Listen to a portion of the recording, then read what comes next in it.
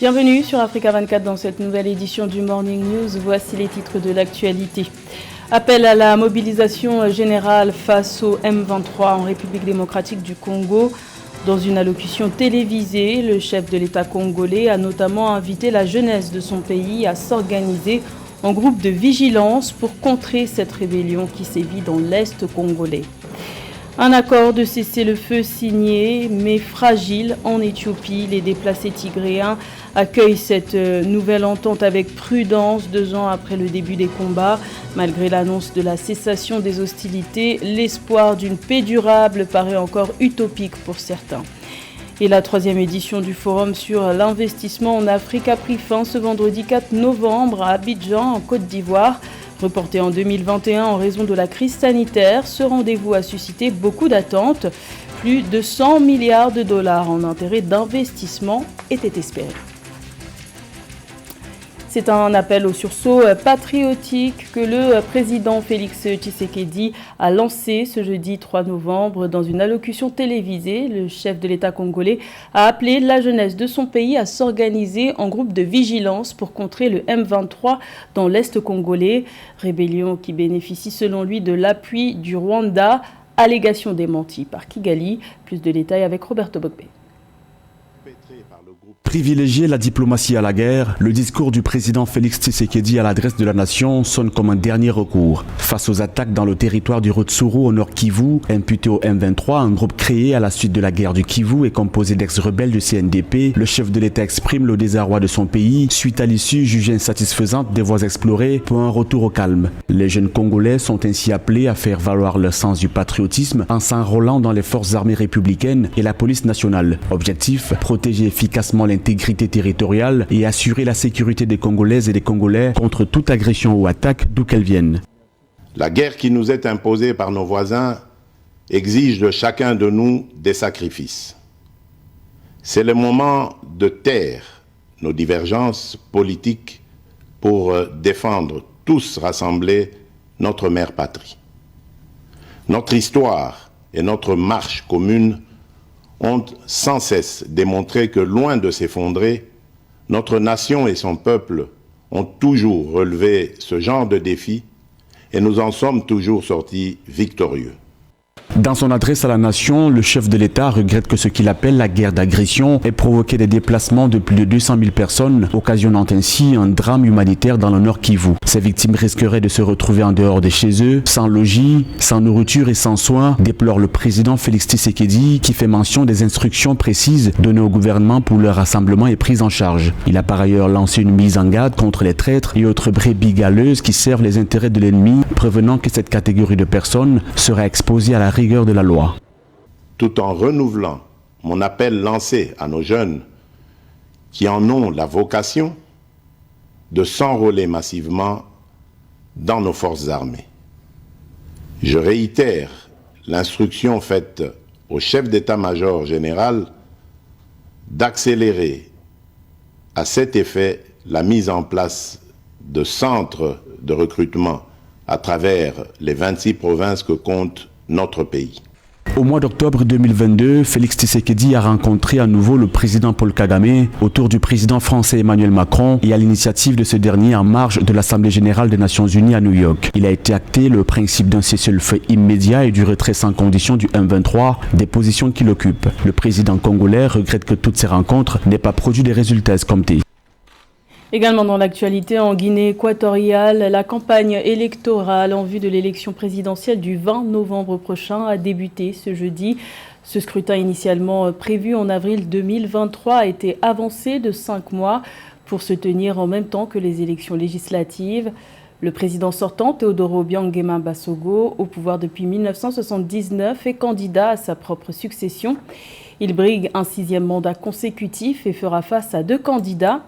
Buenaventura Monsui Asumu, président du parti de coalition social-démocratie qui était jusque-là allié du parti au pouvoir, PDGE, dans les scrutins législatifs et municipaux. Et Andrés Essono Ondo, candidat de la Convergence pour la démocratie sociale, le seul parti d'opposition qui ne soit pas interdit. C'est une avancée positive dans les pourparlers pour un retour à la paix en Éthiopie. L'accord de cessez-le-feu signé le 2 novembre entre le gouvernement fédéral et les rebelles tigréens fait naître un nouvel espoir. Mais il est tout de même accueilli avec prudence par les déplacés de la région du Tigré. Les explications dans ce sujet de la rédaction. Un cessez-le-feu précaire, c'est ce que craignent de nombreux Tigréens après l'accord de cessation des hostilités signé le 2 novembre à Pretoria, en Afrique du Sud, entre le gouvernement fédéral et les rebelles du Front de libération du peuple du Tigré. Les belligérants se sont engagés à faire taire les armes après 2 ans de conflit armé qui a fait des centaines de milliers de victimes et plus d'1 million de déplacés. Andom Ghebreyesus est l'un d'entre eux. Il a réussi à fuir vers le Kenya avec ses enfants. Mais comme beaucoup, il n'a pas eu de nouvelles du reste de sa famille depuis plus d'1 an.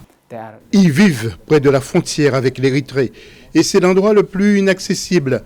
Pas de communication, pas d'électricité, pas de système bancaire. Je ne sais même pas s'ils sont vivants. Je ne sais pas. Les habitants de la région du Tigré accueillent ce nouvel accord de cessation des hostilités avec prudence. En décembre 2021, un accord de cessez-le-feu entre les 2 camps avait déjà été conclu avant d'être rompu. Les protagonistes se rejetant mutuellement la responsabilité d'avoir brisé une trêve observée depuis plusieurs mois. Une situation qui explique le scepticisme de certains. Je pense que cela peut leur apporter un soulagement temporaire, ce qui est bien, mais je pense que cela n'apporte pas une paix durable. Alors que ce vendredi 4 novembre 2022 marque le 2e anniversaire de cette guerre meurtrière, les rebelles du TPLF ont accusé l'armée éthiopienne d'avoir mené la veille une frappe de drone sur les civils, malgré l'accord de cessez-le-feu conclu quelques heures plus tôt à Pretoria. Il est à noter que les accusations de bombardement portées par les rebelles tigréens à l'encontre de l'armée éthiopienne n'ont pas pu être vérifiées de sources indépendantes, faute d'accès au réseau de télécommunications depuis plus d'1 an dans la région du Tigré. Sollicité par l'AFP, ni le gouvernement éthiopien ni l'Union africaine n'ont réagi dans l'immédiat à ces accusations. Et le professeur Kindeya Ghebreyesus n'a pas pu être joint.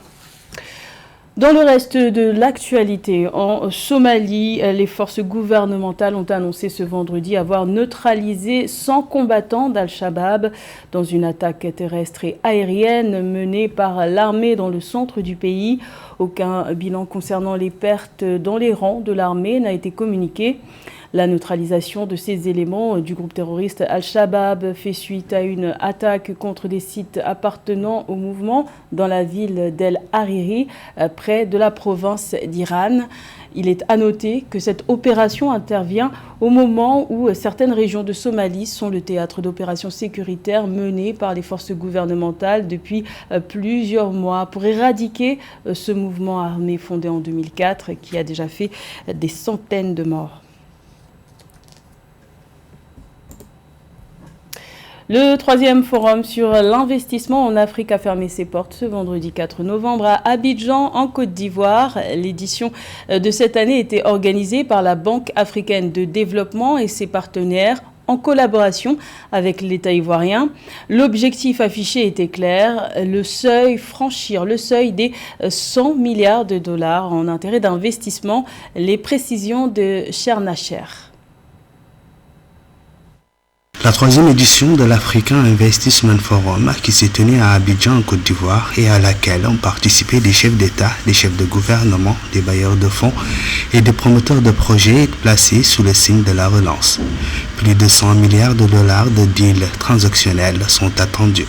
Je crois que le message fort qu'il faut donner aux investisseurs, c'est que l'Afrique change, l'Afrique bouge et l'Afrique avance. Et de ce point de vue, il est peut-être important de ne pas être en arrière dans ce mouvement. J'ai dit tout à l'heure qu'au niveau de la Côte d'Ivoire, nous avons prévu près de 4300 milliards de francs CFA pour les investissements qui doivent être faits par le secteur privé. Les intervenants à ce sommet ont tous mis l'accent non seulement sur les opportunités d'investissement en Afrique, mais aussi de façon particulière sur les atouts de leurs pays respectifs. Il faut que l'on change le prisme à travers lequel on voit l'Afrique.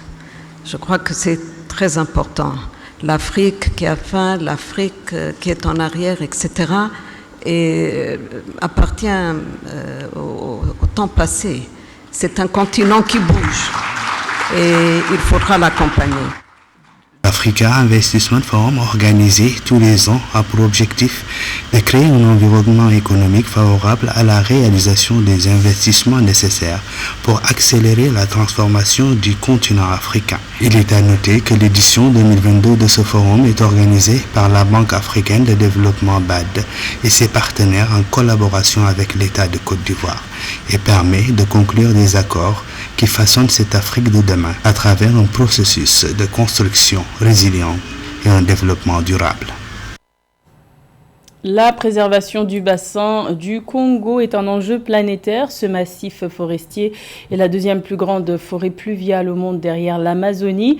Conserver cet espace est essentiel, notamment à l'heure où de nombreuses questions se posent concernant notamment les changements climatiques ou encore la sécurité alimentaire. C'est dans ce contexte que l'organisme WWF a dévoilé son ambition de construire un bassin du Congo positif pour la nature. C'était le 3 novembre au Cameroun. Les explications de Mildred Diamou. Atteindre un bilan nature positif d'ici 2030, c'est l'objectif affiché dans le rapport Planète Vivante 2022 pour le bassin du Congo, présenté par le World Wide Fund for Nature WWF le 3 novembre 2022 à Yaoundé au Cameroun. Le bassin du Congo reste le poumon vert de l'Afrique avec un énorme potentiel. Il est le deuxième plus grand écosystème forestier tropical dans le monde après l'Amazonie et joue un rôle essentiel dans le système climatique continental. La préservation de cet espace forestier est indispensable pour garantir la sécurité alimentaire, lutter contre le changement climatique et prévenir les catastrophes naturelles en Afrique, selon ce rapport. On dénombre aujourd'hui quasiment une perte qui atteint 69% des espèces. Et au niveau du bassin du Congo, cela représente plus de 30% de la moitié des espèces qui ont disparu. Donc ça, c'est une chose qui nous préoccupe. Aujourd'hui, ce que l'on peut faire dans le bassin du Congo, sur le plan politique d'abord, c'est de définir des trajectoires de développement qui tiennent compte de la biodiversité. Il faut revoir les modèles de consommation, les modèles alimentaires. Le rapport Planète Vivante 2022 indique que depuis l'an 2000, l'Afrique centrale connaît une perte de près de 9% de la superficie des forêts tropicales humides, soit 18 millions d'hectares, une perte de 40% des cultures de base, de 30% d'habitat pour la moitié des espèces africaines et un risque d'exposition à la hausse du niveau de la mer pour 108 à 116 millions de personnes, sont quelques impacts liés au changement climatique d'après ce rapport. On estime aujourd'hui, selon le rapport que nous venons de lancer, que les pertes de couverts forestiers au plan global s'estiment à environ 10 millions d'hectares par an, ce qui est énorme. Et si on le ramène au niveau du bassin du Congo en Afrique centrale, c'est environ 1 million d'hectares par an. Rappelons que le rapport Planète Vivante est publié tous les 2 ans et propose une étude complète des grandes tendances de la biodiversité sur la planète. Le rapport Planète Vivante 2022, présenté à la veille de la COP27 prévue du 6 au 18 novembre 2022 à Sharm el-Sheikh en Égypte, avertit que la destruction croissante de la nature par l'humanité a des effets néfastes non seulement sur les populations d'animaux sauvages, mais aussi sur la santé humaine, les moyens de subsistance et la sécurité alimentaire. À la page sport, la Ligue des champions féminines de football se poursuit jusqu'au 13 novembre au Maroc. Les 8 équipes en lice sont réparties en 2 groupes et jouent la 3e journée. Les Mamelody Sundowns Ladies d'Afrique du Sud, championnes en titre, ont décroché leur ticket pour les demi-finales. Le point avec José Douglas. La finale de la Ligue des champions féminines de football est prévue le 13 novembre au Maroc où 8 équipes s'affrontent depuis le 30 octobre et certaines sont déjà à la porte des demi-finales comme les Marocaines de l'Asfar et les Sud-Africaines de Mamelody. Revenons sur certains matchs avec l'Asfar, justement, qui a gagné ses 2 rencontres contre les Tanzaniennes de Simba Queens et face à Gwyn Buvalos, 2-1. Les joueuses des forces armées marocaines sont bien parties pour franchir ce premier tour sans difficulté. Autre match avec Simba Queens qui bat l'équipe de Determine Girls du Libéria 2-0. Le club du Libéria qui compte 2 matchs et 2 défaites. Les Égyptiennes de Wedi Degla ont été battues par les Congolaises du TP Mazembe 1-0 et se font corriger par les Sud-Africaines de Mamelodi Sundowns 5-0. Nous avons joué contre une grande équipe qui pratique un beau football, qui est bien organisée et sans oublier que la majorité de ses joueuses font partie de l'équipe qui a remporté la dernière Coupe d'Afrique des Nations féminines. Boatumelo rabalé par 2 fois Lelona Daweti, Melinda Kadjidiete et Bambaneni Bané ont condamné les Égyptiennes qui ratent les demi-finales et l'heure est déjà au bilan. Nous avons essayé de bien jouer et de les affronter. Mes joueuses ont vu ce qu'est le professionnalisme avec ce tournoi. Pour nous, jouer dans cette compétition nous aide à nous améliorer. Nous avons de jeunes joueuses, des filles qui sont nées en 2007, 2005 et 2004. Cette opposition est intéressante pour savoir exactement où nous en sommes. Au programme de ce samedi 5 novembre, en groupe A, Determine du Libéria contre l'Asfar du Maroc et Simba Queens de la Tanzanie contre Gwyn Buvalos de la Zambie en soirée. Et en groupe B, ce dimanche 6 novembre, Bayelsi du Nigeria contre Wedi Degla d'Égypte et TP Mazembe de la RDC contre Mamelodi Sundowns de l'Afrique du Sud. Vous constatez au sein du classement provisoire, Asfar est en tête du groupe A devant Gwyn Buvalos et Simba Queens. Et en groupe B, Mamelodi Sundowns, 6 points devant Bayelsi et le TP Mazembe qui sont ex-aequo. C'était le journal de la rédaction. Merci de l'avoir suivi. L'information continue sur Africa 24.